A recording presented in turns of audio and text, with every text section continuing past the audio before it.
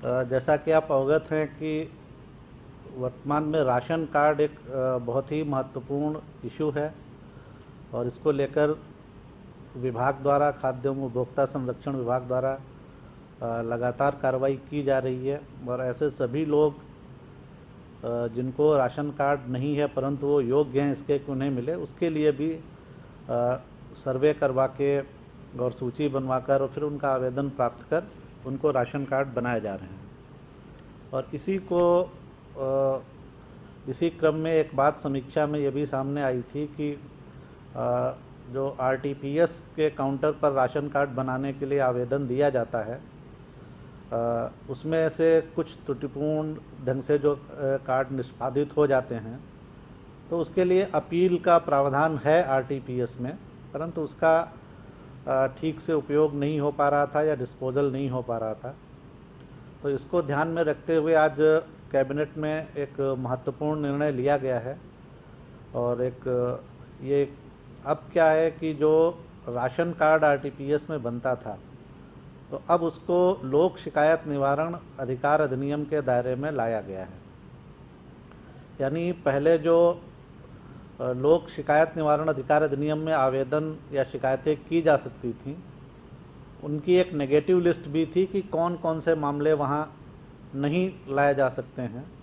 जैसे कोई मामला अगर कोर्ट में सब जुडिस है, तो इसी तरह से था कि अगर आरटीपीएस में कोई आवेदन है आरटीपीएस के अंतर्गत, तो वो फिर उसके लिए शिकायत का प्रावधान नहीं था लोक शिकायत में।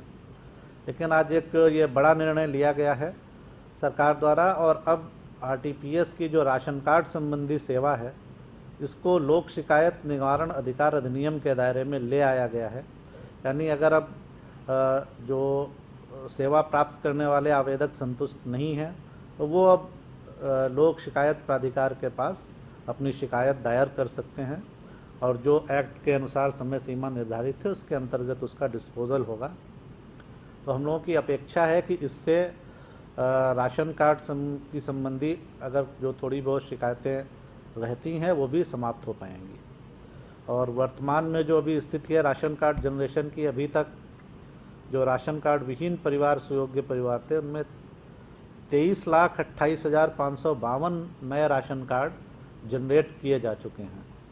और अभी तक अब वितरण में और तेज़ी आई है और अभी तक 6,22,852 राशन कार्ड, इनका वितरण भी पूरा कर लिया गया है। एम्प्लॉयमेंट जनरेशन लगातार इसका अनुश्रवण विभागों द्वारा किया जा रहा है, और अभी तक 4,78,000 से अधिक जो स्कीम्स ली गई हैं लॉकडाउन पीरियड के बाद से अब तक, उसके अंतर्गत अभी 9,36,00,000 से अधिक मानव दिवसों का भी सृजन हो चुका है। ये टेंटेटिव फिगर जो 13 डिपार्टमेंट से हम लोग लेके आपको बताते हैं। और जो फसल क्षति के लिए 730 करोड़ रुपए जारी हुए थे फरवरी, मार्च और अप्रैल में, जो असमय वर्षापात और ओलावृष्टि से नुकसान हुआ था उसके लिए, तो उसके अंतर्गत अभी तक कुल 18,34,130 किसानों के खाते में कुल 566 करोड़ 79 लाख की राशि अंतरित की जा चुकी है। तो इस पर भी लगातार ध्यान दिया जा रहा है। पिछले 24 घंटे में 183 लोग कोविड-19 संक्रमण से ठीक हुए हैं, और कुल ठीक हुए व्यक्तियों की संख्या हो गई है 7,994।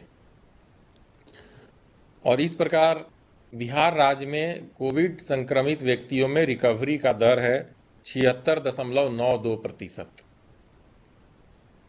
विगत 24 घंटे में 317 नए मामले आए हैं जिनमें कोविड-19 के संक्रमण की पुष्टि हुई है, और अभी जितने एक्टिव मरीज हैं पूरे राज्य में उनकी संख्या है 2,319। पिछले 24 घंटे में अर्थात कल हम लोगों ने 7,291 सैंपल की जांच की है, 7291, और कुल जांच अब तक हम लोगों ने 2,35,980 लोगों की जांच की है। तो कुल अभी तक 1,453 कंटेनमेंट जोन बनाए गए थे, जिनमें 310 कंटेनमेंट जोन 28 दिनों तक कोई केस नहीं मिलने के कारण डी नोटिफाई कर दिए गए। उसके फलस्वरूप आज की तिथि में 1143 कंटेनमेंट जोन एक्टिव हैं